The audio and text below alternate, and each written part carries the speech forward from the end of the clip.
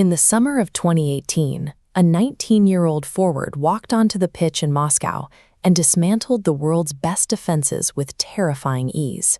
Kylian Mbappé had arrived. Scoring in a World Cup final as a teenager is a feat that had not been accomplished since Pelé in 1958. Immediately, the conversation surrounding Mbappé shifted from his potential to exactly how many historical records he was going to break. Hoisting football's ultimate prize before his 20th birthday cemented a dangerous narrative. Reaching the absolute pinnacle of a profession on the very first try creates the illusion that the climb will always be effortless. That immediate, frictionless victory established an impossibly high psychological baseline. From that moment forward, anything short of total global domination would be treated as a failure. 4 years later, the reality of that baseline materialized in Qatar. The 2022 final carried the weight of billions of expectations, framing a match heavily billed as a coronation. Down 2 goals with 10 minutes left in regulation, Mbappé refused to let the match die. He scored a hat trick, punctuated by a blinding 97-mile-per-hour volley, using sheer force of will to drag a suffocating French team into extra time and eventually to a penalty shootout. He delivered what stands as one of the most statistically dominant individual performances in the history of finals. Yet, despite his 3 goals and a converted penalty in the shootout, the collective structure behind him ultimately collapsed. He secured the Golden Boot as the tournament's top scorer, but the enduring image of that night is his Paris Saint-Germain teammate Lionel Messi holding the trophy.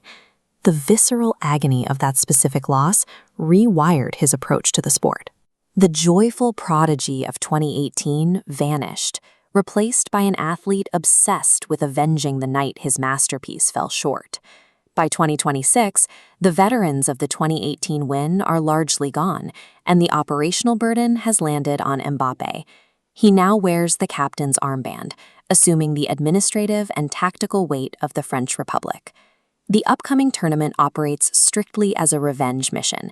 It is an opportunity to reclaim the legacy that slipped through his fingers in the Doha Desert.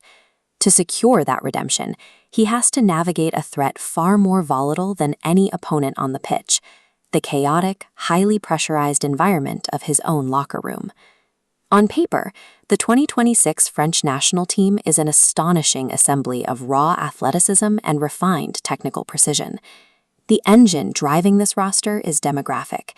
The banlieues, the dense, concrete suburbs ringing Paris, produce more elite professional football players per capita than any other geographic region on Earth. This deep reservoir of street talent is funneled into Clairefontaine, the National Academy system, which systematically drills and refines these prospects into highly disciplined professionals. This world map visualizes the massive scale of that output. France produces so much top-tier talent that dozens of French-born players are actively exported to fill out the World Cup rosters of nations across Europe and Africa. Domestically, this leaves the national squad with an attacking lineup that goes 3 deep at every position. Wingers like Ousmane Dembélé provide a glimpse of the elite supporting cast positioned to flank their captain.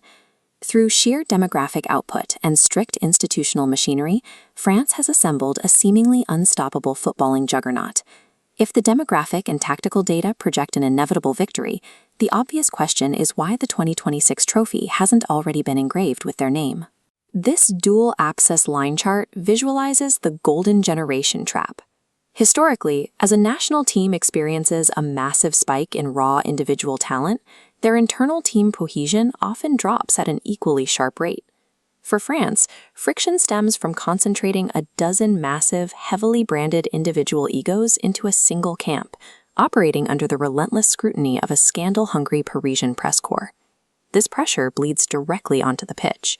Managers face immense public demand to start all their biggest names simultaneously, frequently resulting in a tactically unbalanced lineup stacked with players who all demand the ball at their feet. Their shock elimination at Euro 2020 by Switzerland, amidst highly publicized infighting in the stands and on the pitch, exposed a deep psychological fragility within the system. The structural integrity of France's ego remains their deadliest variable. Their campaign depends less on the quality of their opponents and more on whether they can prevent a repeat of their own internal collapses. Mbappé's new mandate requires him to stabilize this volatile camp. He must act as the psychological glue that keeps a dozen competing superstars aligned over a month-long tournament. The historical difficulty of what he is attempting is staggering. Driving a single nation to 3 consecutive World Cup finals is a feat virtually non-existent in modern football. To pull it off, he must transition from a specialized attacker into a unifying tactician, suppressing internal fires so the squad can function. A victory here would make Mbappé the first captain since the mid-20th century to lead a team through 3 consecutive finals. It would end any debate over his place among the few players to have ever mastered the tournament. The stakes for 2026 are entirely binary. A premature exit will be recorded as the ultimate squandering of a golden demographic generation, leaving a permanent mark on his tenure as captain. Conversely, lifting the trophy in North America permanently overwrites the trauma of the 2022 shootout and validates the entire French talent machine. When he steps onto the pitch, Kylian Mbappé is fighting an all-or-nothing war of attrition. He has one final chance to lock in his eternal legacy, with no middle ground left to stand on.